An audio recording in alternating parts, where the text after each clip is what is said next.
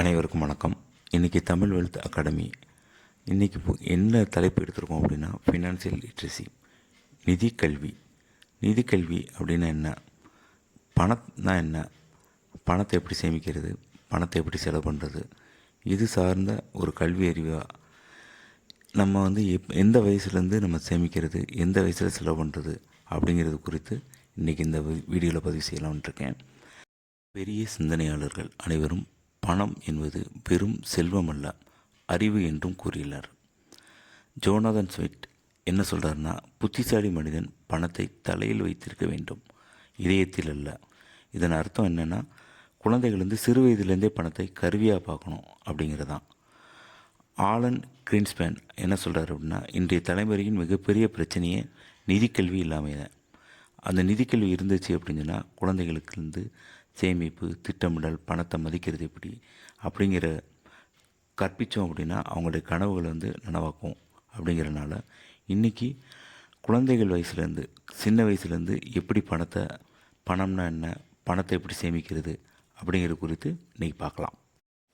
பணம் கண்டுபிடிக்கிறதுக்கு முன்னாடி ஒரு பொருளை பரிமாற்றம் பண்ணுறதுக்கு ஒரு அலகை பயன்படுத்தினாங்க. அது பேர் பார்ட்டர் சிஸ்டம் அப்படிங்கிற பேர், பண்ட மாற்று முறை. இது என்ன பண்ணுவாங்க அப்படின்னா, ஒரு பொருளை கொடுத்து இன்னொரு பொருளை வாங்கிடுவாங்க, அவ்வளோதான். சிம்பிளாக சொல்லணும்னா அதுக்கடுத்து பணத்தை கண்டுபிடிச்சாங்க. அந்த பணம் முத நாணயங்களாக, அதுக்கடுத்து காகிதமாக, இன்றைக்கி ஒரு டிஜிட்டல் பேமெண்ட் அது வரையும் போயிடுச்சு. அப்போ பணம்னா என்ன, பணங்கிறது ஒரு பொருளை வாங்குறதுக்கும் விற்கிறதுக்கும் மக்கள் ஈஸியாக இருக்கிறதுக்காக உருவாக்கப்பட்டது. நமக்கு பணம் என்ன செய்யுது, பொருளை வாங்கலாம், விற்கலாம், சேமித்து வைக்கலாம், பிறகு பயன்படுத்தலாம், கடன் வாங்கலாம், திருப்பி தரலாம். இந்த மாதிரி விஷயங்களுக்கு இந்த பணத்தை பயன்படுத்துகிறோம். நம் கனவுகளை நிறைவேற்றும் சாவி. நான் அடுத்து பார்க்க போகிற டாபிக் தேவைகள் மற்றும் ஆசைகள். தேவைன்னா என்ன, ஆசைன்னா என்ன? தேவை அப்படிங்கிறது நம்ம வாழ்க்கைக்கு ரொம்ப அவசியமானது. காற்று, உணவு, உடை, நீர், வீடு, கல்வி, மருந்து, இதெல்லாம் இல்லாமல் நம்மளால் வாழ முடியாது. ஆனால் ஆசை அப்படின்னு என்ன? ஆசைனா நம்ம வாழ்க்கைக்கு அவசியம் இல்லை, இருந்தாலும் வாழலாம், இல்லாட்டாலும் வாழலாம்.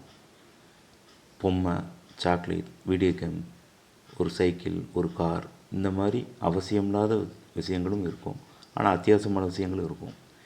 இந்த தேவைகளுக்கும் ஆசைகளுக்கும் நடுவால் என்னென்ன டிஃப்ரென்ஸ் இருக்குது அப்படிங்கிறத பார்த்தோம் அப்படின்னா, அதை நம்ம எதை சரி பண்ணோம் அப்படின்னா பணம் சேமிக்கப்படும்.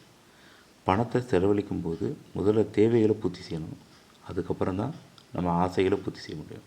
அந்த தேவைகளை பூர்த்தி செஞ்சதுக்கப்புறம் அதை திட்டமிட்டோம் அப்படின்னா ஆசைகளுக்கு அதை நம்ம செலவு பண்ணலாம். முதல்ல என்ன பண்ணணும், தேவையை நிறைவேற்றணும், ஆசைகள் பின்னாடி நம்ம பார்த்துக்கணும். இது மட்டும்தான் புத்திசாலித்தனமான நிதி பழக்கம்.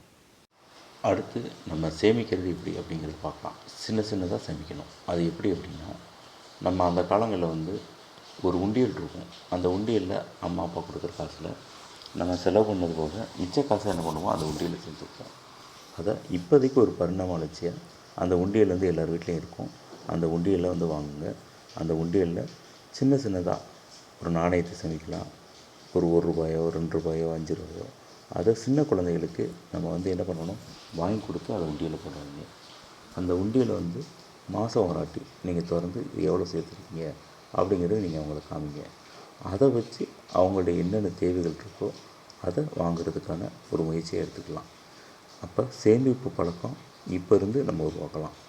அது எப்படி இருக்கும், சின்ன சேமிப்பு பெரிய சாதனைக்கு வழிகாட்டும். அதுதான் இந்த பேங்க்கோட ஒரு சக்தி. அதை நம்ம சின்ன குழந்தையிலேருந்து நம்ம கற்றுக் கொடுத்தோம் அப்படின்னா அவங்களுக்கு ஒரு பெரிய வாய்ப்பாக இருக்கும். இது பாக்கெட் மணி அப்படின்னா பேரண்ட்ஸ் என்ன பண்ணுவாங்க, பசங்களுக்கு செலவு பண்ணுறதுக்காக ஒரு அமௌண்ட் கொடுப்பாங்க.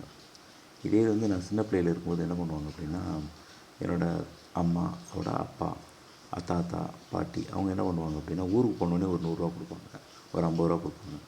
அதை என்ன பண்ணுவோம் அப்படின்னா, அதை அந்த உண்டியலில் சேமித்து வைப்போம். அதை எதுக்கு செலவு பண்ணோம் அப்படின்னா, ஒரு ஏதாவது புக் வாங்குறதுக்கு, இந்த மாதிரி இதுகளுக்கு செலவு பண்ணலாம்.